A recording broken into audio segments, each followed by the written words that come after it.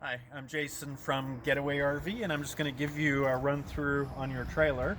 So here's propane tanks. There's two ways of operating them. You can simply open one tank at a time, or you could open them both up. And you can actually turn the arrow to the tank you want it to run on first.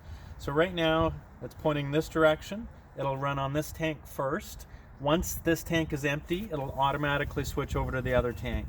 So if you come out, there's a window here which is green right now. If that window is red, it means it's changed onto the other tank. So if you come out, see the arrow this way, and this is red, you know it's changed onto the opposing tank. Battery is stored here. You do need to check your water level in your batteries periodically. So when you do that, put some gloves on, put some safety goggles on, and if you have to top the batteries up, use distilled water. Right here, I got that crank for your stabilizer jacks. Just crank them down. Now these are stabilizing jacks. They're not for leveling. Level the trailer from front to back using the tongue jack, and from side to side from the wheels using wheel chocks.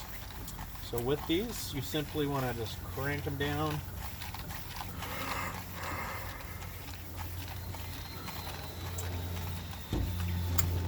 And once it hits the ground, just give it a couple more turns, and that's it.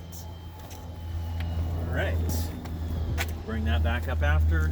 Get your sewer hose in here, electrical cords. Take note of the end there. It's got a little L shape on there. Line it up there, plug it in, give it a little bit of a twist, and then you can tighten the collar up. Other end gets plugged in at the campsite. You do have an adapter on here if you want to plug in at home. Off, loosen it up, twist to the left. Rod's trying to make me laugh here.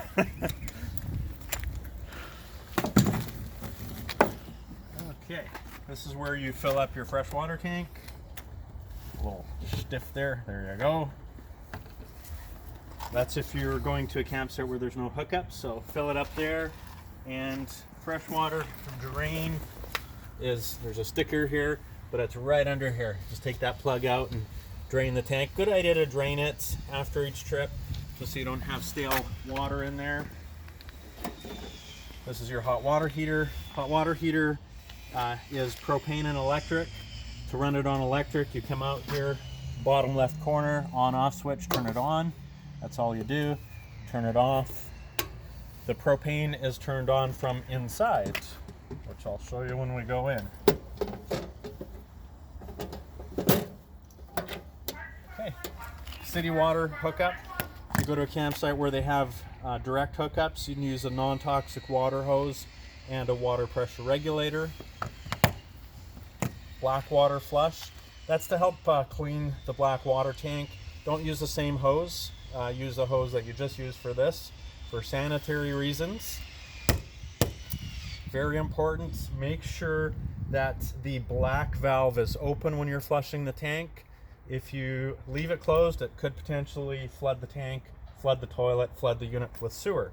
So always make sure that black valve is open all the time when you're flushing it. And that black valve is located down here. To empty your sewer normally, you'd empty your black water first, and then once it's empty, pull the gray. That flushes the sewer hose out. If you're going to a campground where they have hookups, you could leave the gray open all the time, but leave the black closed until it's about 2/3 full, so it gives it a good flush out. Here you've got cable hookup. If you go to a campsite where they have cable hookups, you can plug that in there, or if you had a portable satellite dish. There's your furnace exhaust. Tires, you want to keep them to the maximum cold pressure. See if we can see what that says on here. Maximum cold pressure is 65 psi cold. The other thing is the unit does not come with a jack or a wheel wrench, so make sure you've got something that fits. I would go to a hardware store or tool store, buy yourself a torque wrench. You should torque the wheels before each trip, and normal torquing specs is between 100 to 110 foot-pounds. All right, come with me.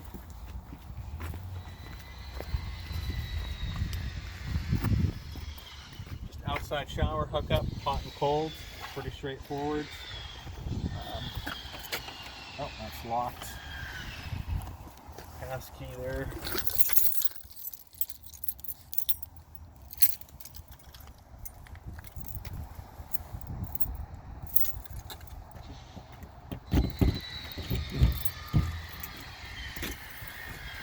Okay, so just outside entertainment area. You got a television here.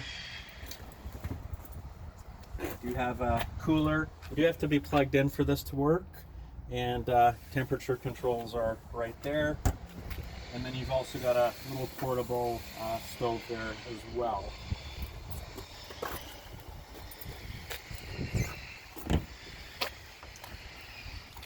This is your fridge. This is service access and ventilation only. 110 volt hookup, so if you're plugged in at a campsite, you could plug something in here. And just a pass-through storage compartment. Okay, I'm going to put the awning out. So the awning switch is right here, just on this panel. Extend. So when I extend it, I do want to make sure the awning is going to clear the door. So I'll let Rod come in. And just in case, I'm going to close the door till I get it out. So hit extend. Okay, so the door's clear now.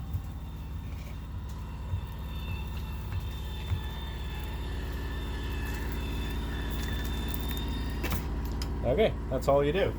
Now the awnings are a sunshade.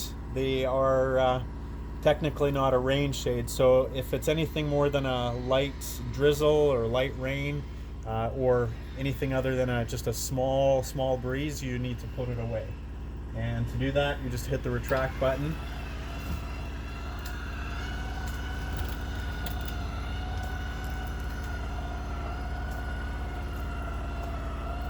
Make sure the door's out of the way.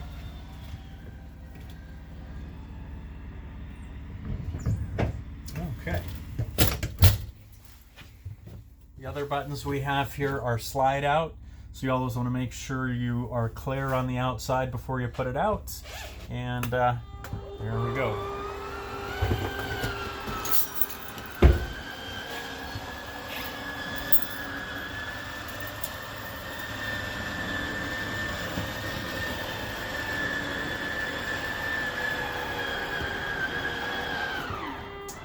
The other one is for the opposing side, is right beside it.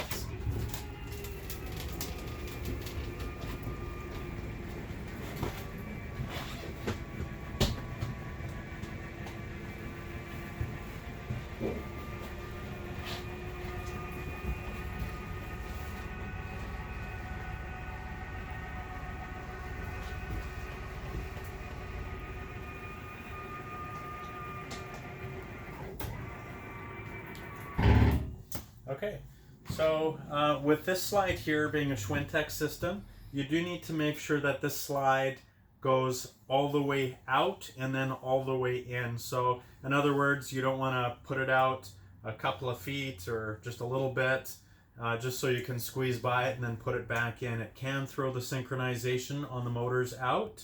So very important, all the way out, all the way in, not part way. And here we've got your stove. Okay, so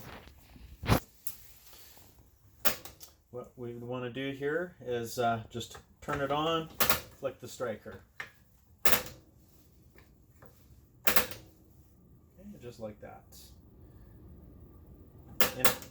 In a pinch, you could use a barbecue lighter if you needed to, for if the striker wasn't working. For the oven, just turn that to pilot, push it in, and at the back, it's a little dark in here, but there's a thermocouple at the back, and you would hold that in as you light the thermocouple, and a little too dark. And once it's lit, you can set it to the temperature you want it at. When you're done with it, I like to just shut it off completely. I want to just mention on the stove burners, they are never to be used for heat. They are for cooking purposes only. Also, it's a good idea to have the fan running while you're cooking, just to let the air vent out. You also have a light here. Fridge is a two-way fridge, runs on propane and 110 volts. Simply turn it on. What it'll do is it'll automatically select electric first. If there's no electric, it'll run on propane. There's a check light here. If that check light comes on, it means it did not succeed in lighting, and you'd want to repeat the process. So if I'm getting a check light coming on, go out, check your propane tanks, make sure they're turned on. The other thing you can do, come in here, light one of the stove burners, let it run for a minute or two. It's a good idea to do that anyway before you light any other propane appliance. It just helps to get the propane flowing through the system. If I'm plugged in and I want to run on propane, I can turn it on, but then hit the gas button. Or sorry, hit the, I think I messed you up. I messed you up there. So right now it's on gas because the button's out. If I want to run it on electric, I'd hit it so the auto light is on. It'll run on electric first, then propane. All right. TV, stereo system. Fireplace, you do have to be plugged in for that to work. Air conditioner, you do have to be plugged in for the air conditioner to operate. Thermostat's over here. Just want to hit mode. So, as you see, I'm kind of toggling through things. I've got off. Auto is just a fan. Cool is air conditioner, so you turn it to AC and you can adjust your temperature. If I hit it one more time, I've got furnace. Turn the furnace and then you can adjust your temperature up, and give it a minute or two and the furnace will kick on. All right, so that'll come on in a moment. Down here, there's the furnace there. Push. There we go. Okay, 110 volt breakers here, 12 volt fuses over here. So if you're plugged in and something's not working on the 110 side, say the air conditioner for example, or a plug-in, you can check your breakers. If something on the 12 volt side is not working, for example furnace fan, water pump, lighting, you can check your fuses over here.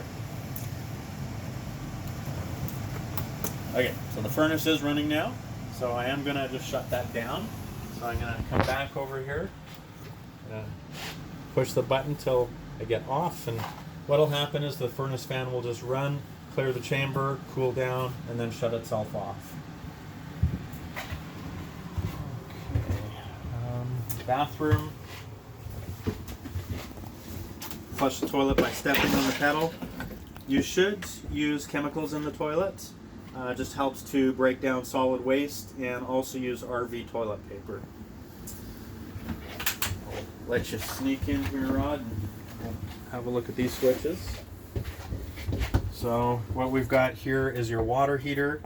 You just turn it on. This is for the propane side of it. The light comes on. The light will go out in a second, and it'll ignite. So just while we're waiting for that, you have a GFI plug. So GFI plugs they'll put where things can get wet. So if there was moisture, dampness, or whatever, it can trip the reset on here. You may have other plugs that are on the same circuit. So if you had a plug in, say, the kitchen area that wasn't working, you could come in and make sure that the GFI hadn't tripped. So this light is out now on your water heater. So it has lit. If the LED light comes back on, it means that for whatever reason the ignition process failed and you'd want to go outside, make sure your propane's turned on, maybe light a stove burner for a minute or two, make sure you've got propane. All right, I'm going to turn that off. Here we've got your monitor panel. If I push battery, shows that it's charged. Fresh water is empty, black is empty, gray is showing it's got a third full. And that's just from testing. And galley is showing a third. All right, this is your water pump switch. Turn the pump on, run the water. Okay, so there's really not any water in the tank right now, but normally when there's enough water in the system, it'll pressurize. Turn the tap off, the pump will shut off as well.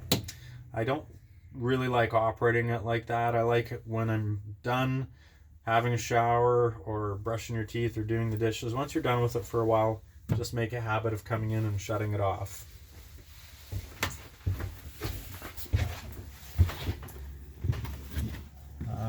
Nothing really in here. Roof vent, escape window. But other than that, I think we've gone through most items. If you do have any questions, please, again, my name's Jason. Give me a call. I'll be happy to help you out. Thank you very much.